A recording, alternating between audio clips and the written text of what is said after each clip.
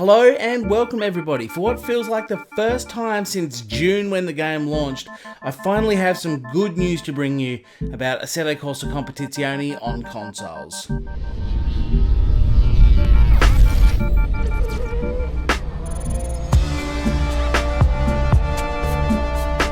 So yesterday, as I make this video, the 25th of September, update 1.5.4 was announced on the 505 Games website for ACC.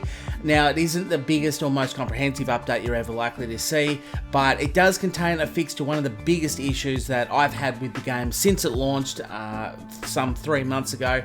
It also contains some advancements for those using Thrustmaster wheels, and even I think one of the Logitech wheels as well got a fix in there. So without further ado, it's quite a small update. Let's just go through each line. So as you can see on the 25th of September, that Antonella Pounder, who I think is a community manager for 505 Games, don't hold me to that, I may be wrong. She's been in charge of posting this update here. So as we go through general, some minor localization changes, I think that usually means where they've converted it into different languages, etc. So I'm not 100% sure what that one means, but yeah, localization is typically to do with languages in various countries. The title, here we go. Here's the number one thing that I'm looking forward to. Line 2, the title will no longer crash with an account having a large amount of friends. Thank you so much. Look, I know some of you might think this is just because obviously I've been content creating for a couple of years now. Yes, I've got a few hundred friends on my PlayStation list, but there's a lot of people that actually have, I think the number was about 150, someone figured out that if you have more than 150 friends, that's when it blue screens every time you go near the multiplayer, and it did for me 100% of every time. There was some little workarounds, but it was a pain in the backside.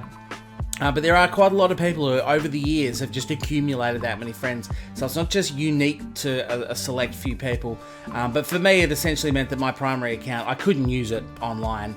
And I've had to revert back to using a second PlayStation account, which I didn't want to do. So this is great. This is a super good fix, and they addressed it straight away. But we'll keep going through the other things as well. Fixed an unresponsive site caused by switching accounts during a special event. It's not one I knew existed. It would have been nice if they had have announced that they were updating the special event, since they've been exactly the same unchanged for 3 months. But that's not to say that they're not, so let's wait until the update comes out and see if it actually happens. Fixed a crash that occurs once the user launches the title after switching languages. Again, not a problem I've had, but some people will be happy. Fixed a crash when switching game mode rapidly with single player. Okay, fair enough. So if you switch game mode rapidly, it must have crashed it. And crash fixed for being stuck on a loading screen within single player. Smooth flow trophy will now unlock correctly. So for those trophy hunters out there, obviously that one wasn't working. Now we get to the peripherals, and this is where I think a lot of people with people across varying brands on wheels have had various issues with this game, but force feedback fixes to prevent a crash with Thrustmaster wheel. So I haven't had too many issues with mine, but I have had a couple. I've got a T300 for those who don't know. I haven't had a lot of problems, but there's been a few, and I've heard a lot of other people say the same thing. But having said that, the reason I don't have so many is because I know you have to launch the game using the wheel. If you click into the game with the PlayStation controller from the front menu screen, the wheel half the time just didn't work. There's all kinds of issues. Some people have to disconnect their controller and only use the wheel, otherwise it doesn't work. So hopefully these things are being fixed. That's line 1. Throttle fixes for Thrustmaster series of wheels. Thrustmaster T150 force feedback increased. So that's been...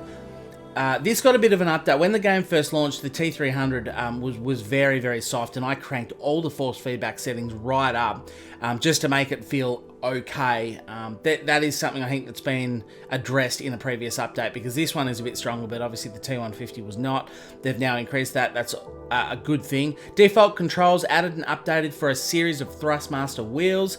So very ambiguous, doesn't really tell us all that much about that, but hopefully some fixes there. Calibration done on a series of Thrustmaster wheels, so that might be where with varying cars I actually have to hold down the mode button, use a directional button to change the degrees of rotation on the wheel. That might address that. I could be reaching into that, overlooking it, but we'll see how we go.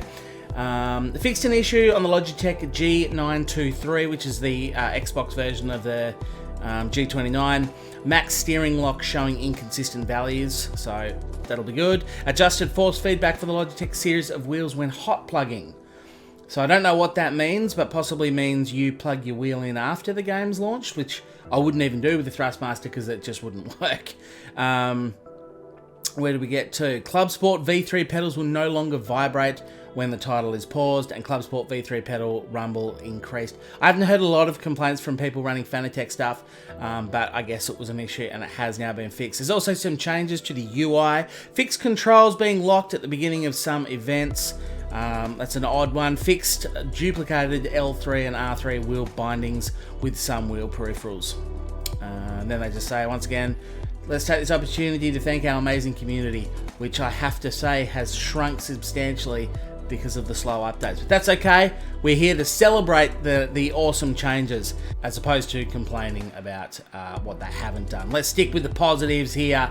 The game is making steps in the right direction, and the reality is if they do a quick port to PS5, then all the work they're doing now, and I don't know if they are doing a quick port to PS5, but the work they're doing now on this console version will hopefully mean that if they do quickly transfer it across to PS5 or the Xbox Series X, whatever they're called, the next one, then hopefully that'll be a bit more seamless. So this is all positive for that. I'll keep this video nice and short. It was a short update, no point making a long video. If you would like to watch me doing some racing live, please go and follow me over on Twitch. Link will be down in the description. And if you are still here watching this video, hopefully I've earned a like and a subscribe. So hopefully you do that. But thank you very much for watching. Hopefully we'll speak again soon. But for now, it's goodbye.